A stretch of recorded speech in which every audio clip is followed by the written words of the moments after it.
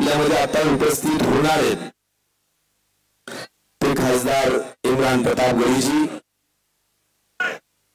खाली बसा, सगळे खाली बसा.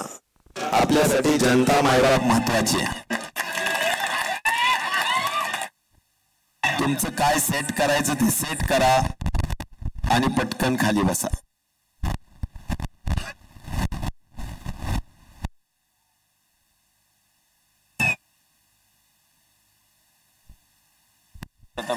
बोलू.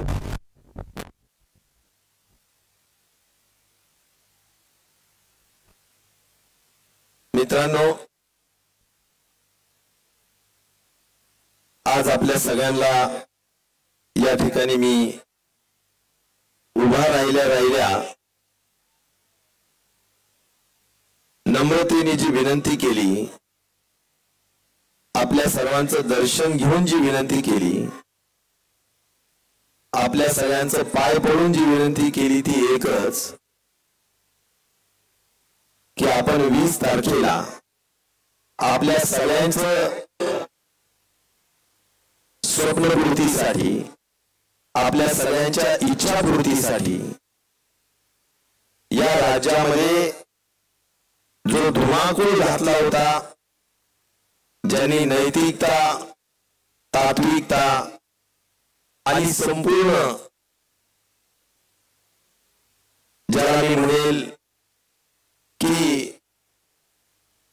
एक अत्यंत घटनाबाह्य सरकार बनवलं, त्यांना शिक्षा देण्यासाठी आज जो काही गोंधळ घातला होता राजकारणाचा, त्या गोंधळाला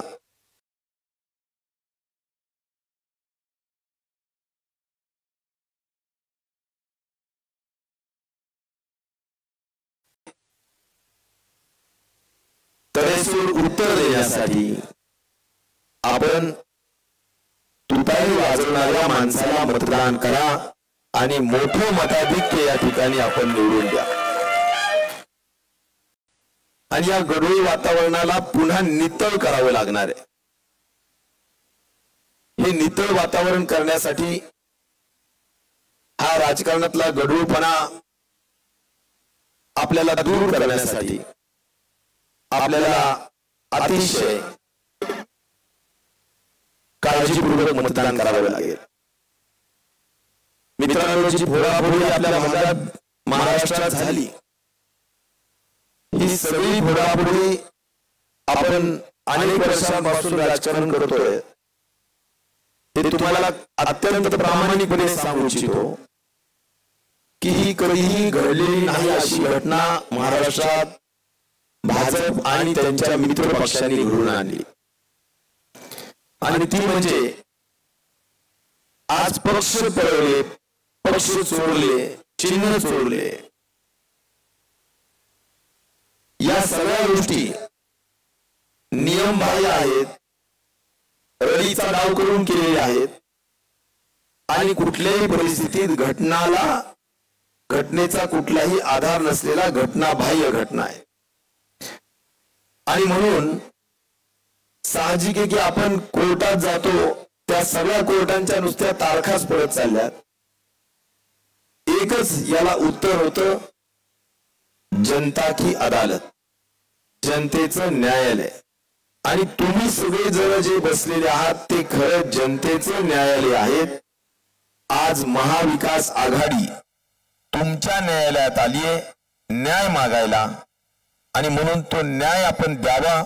तो आपण एकाच पद्धतीने देऊ शकाल, ते म्हणजे तुतारी वाजवणाऱ्या माणसाला निवडून आणून करू शकाल. पण माझी पहिली अपील आहे की आपण न्याय द्यावा. दुसरी अपील एवढीच आहे की जो काही गढूळपणा झालेला आहे, यातून तुमच्या मतदानातून 2 गोष्टी त्यांनी सोडलं आणि त्यामुळं एक प्रकारे मोठी गद्दारी पक्षाशी केली, नेत्यांशी केली, जनतेशी केली. कारण जनता एका नेतृत्वाखाली तुम्हाला आणि तुम्ही तुमच्या स्वार्थासाठी, तुमच्या स्वतःच्या वाम मार्गाने कमवलेल्या प्रॉपर्टीवर पांघरून घालण्यासाठी आपण खुशाल त्या ठिकाणी दलबदलूपणा करता। आणि म्हणून एक महत्वाचा मेसेज या ठिकाणी आपल्या मतदानातून जाणार।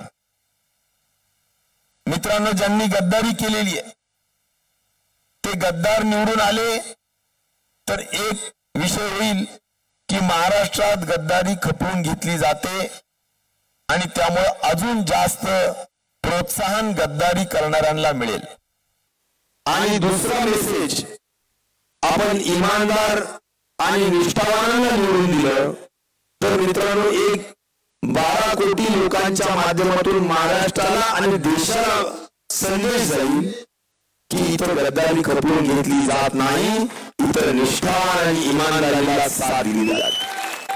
म्हणून मित्रांनो, आपल्याला निष्ठावान आणि इमानदार उमेदवारांना साथ देणं आणि महाराष्ट्रासारख्या विचारवंत साधू संत असलेला आणि एक वैचारिक बैठक असलेला महाराष्ट्राची जनता ही देशाला काय संदेश देणार हे आपल्याला निवडणुकीतून आपल्याला खऱ्या अर्थाने दिसणार आहे।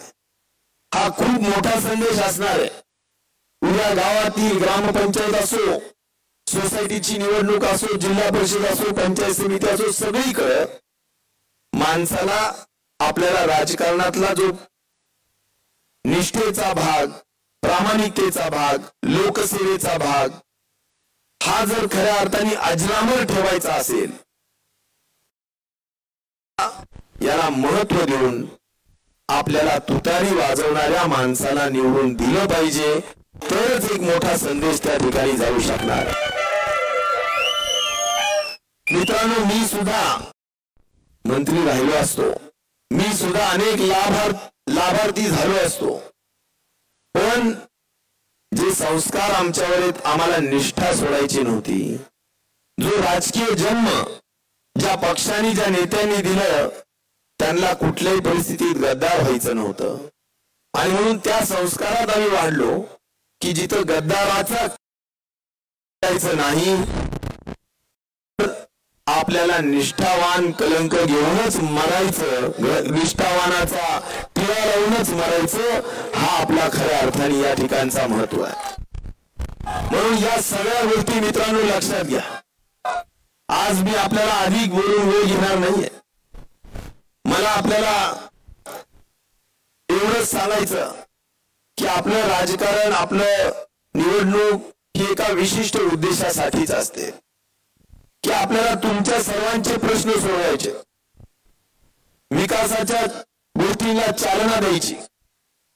मग ते रस्ते असो, पिण्याचं पाणी असो, शेतीला लागणारं पाणी असो, वीज असो, तुम्हाला लोकांना मिळवून देणाऱ्या नोकऱ्या असो, सामाजिक न्यायाच्या दृष्टिकोनातून आमच्या गरीब माणसांना स्वप्नाचं असलेलं घरकुल असो, आमचा गरीब माणूस जो हातावर पोट भरतो, आयुष्यभर ज्यांनी कष्ट केले, आता शरीर थकलं आणि त्याला काम होत नाही, अशांना पगार चालू करण्याचा विषय असो। मित्रांनो, सर्व सामाजिक न्याय, धर्मनिरपेक्षता, सर्व धर्म समभाव, छत्रपती शिवाजी महाराज, शाहू फुले आंबेडकरांचा विचार, या विचाराला आपल्याला जिवंत ठेवायचं आणि म्हणून तुतारी वाजवणाऱ्या माणसालाच मतदान करायचं, हा महत्वाचा विषय आपण लक्षात ठेवा। मित्रांनो, आपल्या सगळ्या प्रश्नांची आम्हाला जवळून जाणीव आहे। आज खऱ्या अर्थाने आपल्या सर्वांना या ठिकाणी ऐकायचे ते आमच्या आणि इम्रान प्रतापगडींना। त्यामुळे 2 खरडे वक्ते आहेत, मी आपल्या समोर नेहमी बोलतो, परंतु मला आज आपल्याला जाहीरनामा जो महाविकास आघाडीने केलेला आहे तो आपल्याला सांगणं गरजेचं वाटतं। कारण आपल्याला मतदान द्या, या जाहीरनाम्यातील सगळ्या गोष्टी मित्रांनो पूर्तता केली जाणार आहे। पंचसूत्री केलेली आहे। या पंचसूत्री मधला पहिला पंचसूत्रीतला महत्वाचा भाग आहे माझ्या शेतकरी बांधवांसाठी, आणि तो म्हणजे आज वेगवेगळ्या कारणांनी कधी अतिवृष्टी झाली, लोक पीक वाया गेलं, आमचा शेतकरी थकबाकीदार झाला. कधी दुष्काळ पडला, त्या दुष्काळात आमचं पीक वाया गेलं, आमचा शेतकरी थकबाकीदार झाला. त्यामुळं ज्या पद्धतीनं उद्धव ठाकरे साहेबांनी एक वचन दिलं होतं की आम्ही तुम्हाला आमचं सरकार द्या, आम्ही तुम्हाला थकबाकीतून शेतकऱ्यांना माफी देऊ, त्याच पद्धतीनं आता आपला महाविकास आघाडीचं सरकार आपल्या आशीर्वादाने येऊ द्या. 3 लाख रुपयापर्यंतचं शेतकऱ्यांचं कर्ज माफ केलं जाणार, हा महत्वाचा विषय आपल्याला या ठिकाणी सांगायचा. मित्रांनो, या ठिकाणी दुसरा महत्वाचा, या आज आपण सगळेजण आम्ही गावागावात प्रचाराला जातो. अक्षरशः दुपारी कोणी लोक नसतात. कारण काय, सगळे लोक कापूस वेचायला जात आहेत. महिला भगिनी कापूस वेचतायत. आज एवढ्या कष्टाने पिकवलेला कापूस ज्यावेळी बाजारात जातो त्याला 6,500, 5,700, 7,000च्या आतच किंमत मिळते. सोयाबीन 3800 रुपये पर्यंतच किंमत मिळते. याच लोकांनी टाळ वाजवून सांगितलं होतं आमचं सरकार येऊ द्या आणि तुम्हाला आम्ही 10,000 रुपये कापसाला आणि 7,000 रुपये सोयाबीनला देऊ. या लोकांनी लबाडी करून आपलं मतदान घेतलं. मित्रांनो, आता आपल्याला त्यांना मताच्या फटक्याने शिक्षा द्यायचीच आणि त्यासाठी आपण तुतारी वाजवणाऱ्या माणसाला मतदान करायचं. पण यासाठीचा जाहीरनाम्यातला महत्वाचा भाग काय की शेतीमालाला महाविकास आघाडी हमी भाव देणारच, हा महत्वाचा सिद्धांत सुद्धा या पंचसूत्रीमध्ये आहे. मित्रांनो, आज मी आरोग्य मंत्री होतो त्या काळामध्ये आम्ही जे काही पाहिलं आणि आजही जे अनुभवतो की शेतकरी असेल किंवा कुठलाही कुटुंब असेल, दुर्धर आजारामुळे आज कुटुंब रस्त्यावर येतं आणि त्यामुळे दुर्धर आजारामुळे कुठलेही कुटुंब रस्त्यावर येऊ नये. सगळ्यांना सगळ्या आजारांसाठीच विमा उतरवता आला पाहिजे. कुणालाही स्वतःच्या खिशातून कमावलेल्या पैशातून खर्च करता कामा नये. यासाठी 5 लाख रुपयापर्यंतचा कुटुंबाचा आरोग्याचा विमा महाविकास आघाडी सरकार उतरवणार आणि आपल्या सगळ्यांना एक प्रकारचं कवच आरोग्यासाठी उपलब्ध करून देणार. मित्रांनो, सगळ्यात महत्वाचं मला आपल्याला सांगायचं, शिक्षण आपल्यासाठी सगळ्यात महत्वाचं प्रिय अशी महत्वाची बाब आहे.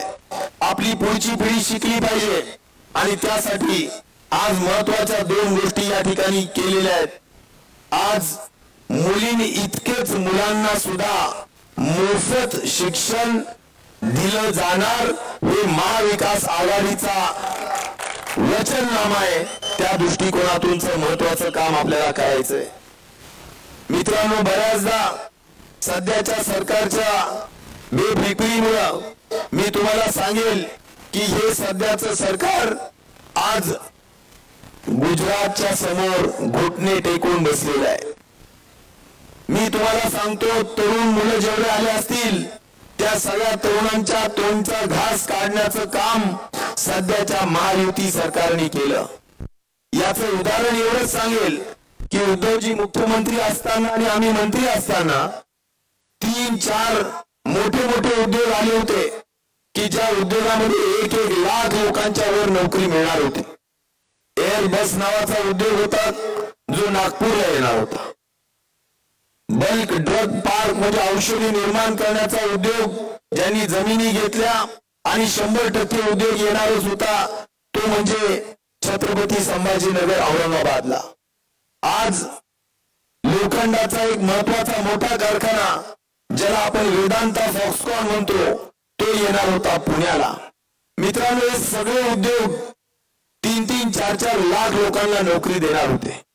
पण आज ज्या छत्रपती शिवाजी महाराजांनी आपल्याला स्वाभिमानाने जगायला शिकवलं, जो महाराष्ट्र कधीही दिल्ली समोर झुकला नाही, तो महाराष्ट्र आज दिल्ली तर सोडा गुजरातच्या समोर झुकून कुठलीच महाराष्ट्राची हिताची गोष्ट करू शकत नाही, कारण हे उद्योग शहा आणि मोदींनी सांगितलं की महाराष्ट्रात होणार नाही, ते गुजरातला होतील, आणि हे लोक काहीही बोलू शकले नाही, आणि 3 मोठे उद्योग लाखो मुलांना नोकरी देणारे आज गुजरातला गेले.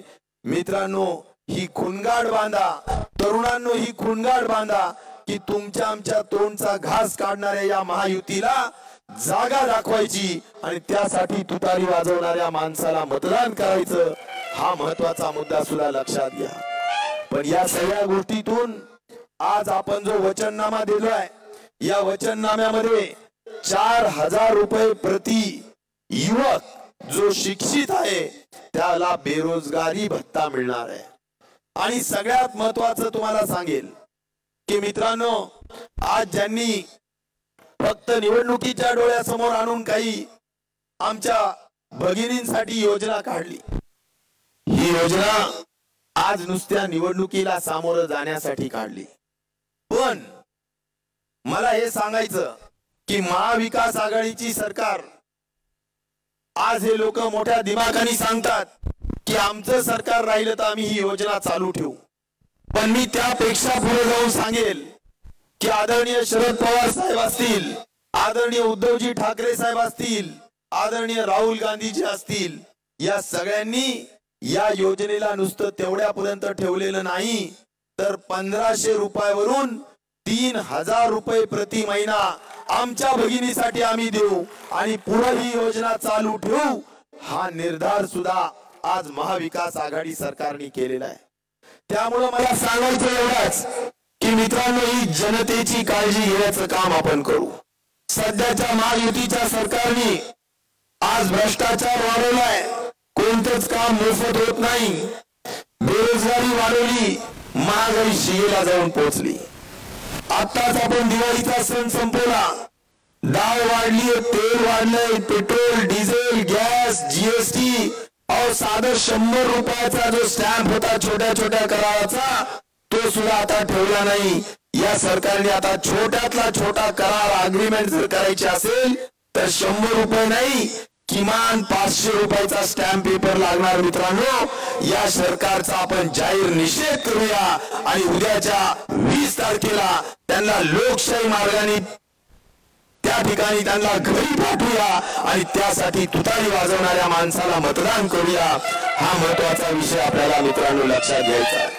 आणि त्यामुळं आज या सगळ्या दृष्टिकोनातून आपल्याला मला सांगायचं, काही मोठ्या संख्येने इथं मुस्लिम बांधव सुद्धा आलेत असं मला समजतं. मी माझ्या मुस्लिम बांधवांच्या दृष्टिकोनातून 1-2 मिनिटात या ठिकाणी काही वक्तव्य करेल. मेरे हमारे सभी मुस्लिम भाइयों को यहाँ पर मैं आदाब सलाम नमस्कार करूंगा और इतना भी कहूंगा कि भाइयों, आप सबकी बदौलत सेक्युलर सरकार सत्ता पे आ सकती है. सिर्फ आप ही के बदौलत बहुत अच्छी तादाद में आप लोग सेक्युलर विचार के लिए वोटिंग करते हैं, इसलिए आप सब लोगों को भी मैं सलाम करता हूं और आप लोगों को तहे दिल से मैं धन्यवाद भी करता हूं. मैं ये कहना चाहूंगा, आपल्या सर्वांचे आजचे वक्ते आणि या ठिकाणी ज्यांचं खुमासदार भाषण या ठिकाणी होणारे ते इम्रान भाई प्रतापगडी खासदार हे आपल्यामध्ये आलेले आहेत. त्यांचं सुद्धा मी मनापासून स्वागत करतो.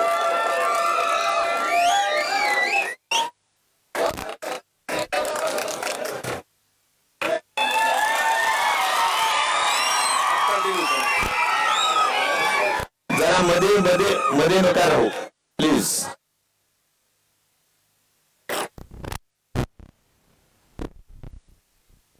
आप सभी मुस्लिम भाइयों के लिए मैं 2 मिनट बात जरूर करूंगा.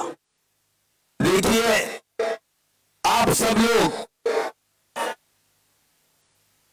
हमारे एक बात से सहमत होंगे कि कई सालों से मैंने जो सियासी काम करते आया हूं, सियासी क्षेत्र में मैं काम करते आया हूं, उसमें मैं एक जरूर बोलूंगा कि भाइयों, आप सभी लोगों को हमने साथ में लेके चले हैं.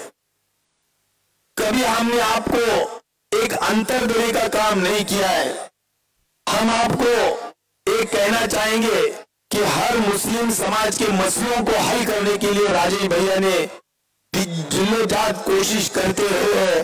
कई मसलों को देखिए, अपने मतदार संघ के जितने भी मुस्लिम बहुल गांव है, जहां जहां भी अपने को यहाँ पर मदरसे है, जहां पर आपके कब्रिस्तान है, तो कब्रिस्तान को महफूज करने के लिए कंपाउंड वॉल अगर किसी ने बनाई है तो राजेश भैया ने बनाई है। ये मैं फक्र के साथ हमारे मुस्लिम भाइयों को कहना चाहता हूं। मैं यहाँ पर ये भी कहना चाहता हूं कि हमारे मुस्लिम भाई, हमारे मुस्लिम बहना बहुत बार उर्दू में पढ़ना चाहती है। मैं यहाँ पर कहना चाहता हूं कि हमने उर्दू मदरसे भी मत्स्यगरी शिक्षण संस्था के माध्यम से हमारे कई मुस्लिम बहुल गांव में खोले हैं। मैं ये भी कहना चाहूंगा कि आप लोगों के लिए हमने बड़े बड़े शादी खाने भी यहाँ पर लगाए हैं। आपका हर मसला हल करने के लिए हम कोशिश करते रहे हैं। मैं इतना ही कहना चाहूंगा कि तालीम के मैदान में हमारे मुस्लिम भाइयों ने, नौजवान साथियों ने आगे बढ़कर सीखना चाहिए, पढ़ना चाहिए, तालीम के मैदान में आगे जाना चाहिए। इसलिए यहाँ पर पॉलिटेक्निक कॉलेज भी खोले और पॉलिटेक्निक के माध्यम से डिप्लोमा की डिग्री हमारे मुस्लिम भाइयों को भी मिले। इसके लिए स्पेशल उनके लिए एक तवज्जो की है और उनके लिए एक स्पेशल एडमिशन देने की व्यवस्था भी की है। तो मैं ये चाहता हूं कि चाहे दीनी काम हो, आसरी काम हो, जो भी काम है, हमने उसको ज्यादा अहमियत दे के काम करते आए हैं। मैं ये कहना चाहूंगा कि आज हमारे मुस्लिम भाइयों के लिए कोई डरने की काम नहीं है। हम आपके हर सुख दुख में हैं और सुख दुख में रहेंगे। भाइयों, यहां पर फिरका फरस लोग अपने में बंटवारा करने के लिए कुछ मफाती काम आपके हाथों से करना चाहेंगे। मुझे यकीन है कि हमारा मुस्लिम भाई खुद के मफाद के लिए इन जो जातिवादी पार्टियां हैं, जो फिरका फरस्त पार्टियां हैं, उनकी नाद को नहीं लगना है। इसलिए कि हमारे को सेक्युलर धर्मनिरपेक्ष सर्वधर्म समभाव की सरकार लानी है और उसके लिए आप सभी लोगों ने इकट्ठा होकर साथ देने की यहाँ पर एक प्रकार का वचन देना है। मैं इतना ही चाहूंगा कि हमारे कुछ लोग हमारे में एक दरी निर्माण करने की कोशिश करते हैं। देखिए, हर धर्म अपने अपने लोगों के लिए प्यारा होता है और मुझे तो यकीन है कि इस्लाम भी ये कहता है, शरीफत भी यही कहती है कि हमारे को हमारे नबी हमारे दिल से भी प्यारे है और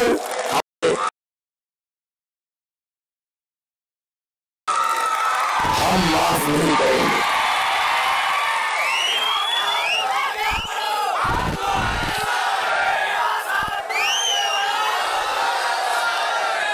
ये लोग नबी के बारे में गुस्ताखी कर रहे हैं, उनको माफी नहीं मिलनी चाहिए मेरे भाइयों, और उन्हें हमें सजा देनी ही चाहिए। कुछ लोग पार्टियों से जुड़ गए हैं कि यहाँ के जो मुख्यमंत्री है वो भी क्या कहते हैं कि भाई आप कुछ भी बोलो, धर्म के बारे में भी कुछ भी बोलो, हम आपका बाल बाका नहीं देंगे, होने नहीं देंगे। बात हुई राज्य के मुख्यमंत्री, और इस तरह से अगर बात करेंगे तो किस तरह से भाईचारा बना रहेगा। मैं आपको इतना ही कहना चाहूंगा कि हम भाईचारा बनाए रखने के लिए कोशिश करते रहेंगे, और इसलिए मैं आप सब लोगों को इमरान भाई के लिए एक शेर पेश करूंगा। इमरान भाई जो हमारे सभी लोगों को धर्मनिरपेक्षता का एक विचार देते हैं, सर्वधर्म समभाव का विचार देते हैं, और उनका बहुत बहुत अच्छा काम पूरे देश में चल रहा है। आज मैं उनका तहे दिल से स्वागत करता हूं कि उन्होंने यहाँ पर आके हमें समय दिया। उनके लिए जो भाईचारा बनाए रखने के लिए जो कोशिश कर रहे हैं, उनके नाम पे मैं ये शेयर पेश करना चाहता हूं। अंधेरा कायम रहे यह मंशा रखने वालों, अंधेरा कायम रहे यह मंशा रखने वालों, यह आफ्ताब यानी हमारे इमरान भाई, यह आफ्ताब अभी मैदान जंग में है। यह आफ्ताब हमारे इमरान भाई मैदान जंग में है। यह इलेक्शन की जंग हम जीतेंगे जरूर। ये इलेक्शन की जंग हम आप सभी भाइयों के भरोसे पे जीतेंगे जरूर। आवाम हमारे संग है, आवाम हमारे संग है, आवाम हमारे संग है। आप सब लोग साथ हैं, इसलिए डरने वाली कोई बात नहीं है। मुद्दई चाहे लाख बुरा चाहे तो क्या होता है, वही होता है जो मंजूर खुदा होता है।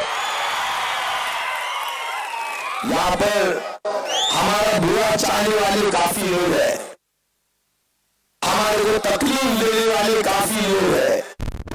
भाइयों और बहनों, मैं इतना ही चाहूंगा कि यहाँ एक लोग तकलीफ देते थे, अभी दो दो लोग तकलीफ दे रहे हैं। अरे भाई, हम तो आवाम का अच्छा ही सोच रहे हैं। आम्ही सगळ्या लोकांचा चांगलाच विचार करतो। राजेश भैयांनी कधी कुणाचं वाईट केलेलं नाही, कधी कुणाचं वाईट चिंतलेलं नाही, वाईट करणं दूर चिंतन सुद्धा केलं नाही, विचार सुद्धा आणला नाही। आणि त्यामुळे आमचं राजकारण अत्यंत सामान्य माणसाला केंद्र म्हणून मानून काम करणारं आमचं राजकारण आहे। आणि त्यामुळं आपण जरी आमच्या प्रती किती हे दावे केले, आम्हाला त्रास देण्याची भूमिका केली, तरी मला विश्वास आहे माझा सगळा जनता जनार्दन मतदार बांधव यांना राजेश भैया चांगला माहिती आहे। आणि त्यामुळं तुमच्या भरोशावर मित्रांनो, तुमच्या भरोशावर मी आहे। आपल्याला 10 दिवस अथक परिश्रम करा आणि दाखवून द्या की घनसावंगी मतदारसंघ हा विकासाच्या मागे, धर्मनिरपेक्षतेच्या विचाराच्या मागे आणि आपल्या सर्व सामान्य माणसाच्या कल्याणाच्या मागे आहे। आणि त्यासाठी तुतारी वाजवणाऱ्या माणसाला मतदान करा आणि निवडून द्या। मित्रांनो, उद्याचं अत्यंत उज्ज्वल भवितव्य आपल्या मतदारसंघाचं आहे। ते भवितव्य आणि ती सुवर्ण संधी आपण दवडता कामा नये। आपल्या सगळ्यांना गावागावात छोटे मोठे मतभेद घालून टाकायचे, छोट्या मोठ्या ज्या काही नाराज असतील त्या दूर करायच्या। मित्रांनो, आपण सगळ्यांनी एकीनं राहायचं आणि कुठल्याही भूल तापाला बळी न पडता, कुठल्याही छोट्या छोट्या नाराजींना बळी न पडता। काही गावांमध्ये यायला मला जमेल, काहीला नाही जमणार, पण मित्रांनो तुम्ही समजून घेण्याची आवश्यकता आहे। माझ्यावर जबाबदाऱ्या बऱ्याच आहेत, मला इतर मतदारसंघात सुद्धा जायचं आहे आणि त्यामुळे आपण सगळेजण माझे स्वतः राजेश भैया आहेत त्या विचाराने आपण काम करावं अशी माझी आपल्या सगळ्यांना विनंती आहे। आपण स्वतः उमेदवार आहेत या इच्छेने काम करावं आणि मी तुमच्या बरोबर आहे। मी तुम्हाला सांगतो, मी तुमच्या सगळ्यांच्या सुखदुःखात आहे, सगळ्यांच्या अडीअडचणीत आहे, सगळ्या शेतकऱ्यांच्या बरोबर आहे। आणि त्यामुळं अधिक न बोलता एवढं सांगेल मित्रांनो, 10 दिवस मला पुढचे द्या, मी तुम्हाला 5 वर्ष पुढचे अविश्रांत मेहनत करेल हा विश्वास तुम्हाला या ठिकाणी दिलो। आणि त्यामुळं आपल्याला शोभेल अशी लीड, आपल्याला शोभेल अशी लीड आपण या ठिकाणी मतदारसंघातून द्यावी अशी आपल्या चरणी प्रार्थना करतो। आणि दोन्ही आमचे नेते जे या ठिकाणी मार्गदर्शन करण्याला आलेले त्यांचं स्वागत करतो आणि त्यांना विनंती करेल, सुषमाताईंना विनंती करेल की त्यांनी मार्गदर्शन करावं। आपल्या सगळ्यांचं खूप स्वागत, धन्यवाद, जय हिंद, जय महाराष्ट्र। एकच सांगेल मित्रांनो, एकच सांगेल, 10 तारखेला याच दरम्यान 10 तारखेला याच दरम्यान 6 वाजता 5 वाजता आपल्या सर्वांचे नेते आदरणीय शरद पवार साहेब आपल्या सभेला येणार आहेत आणि त्यामुळे मोठ्या संख्येने आपण यावं अशी विनंती आहे। धन्यवाद।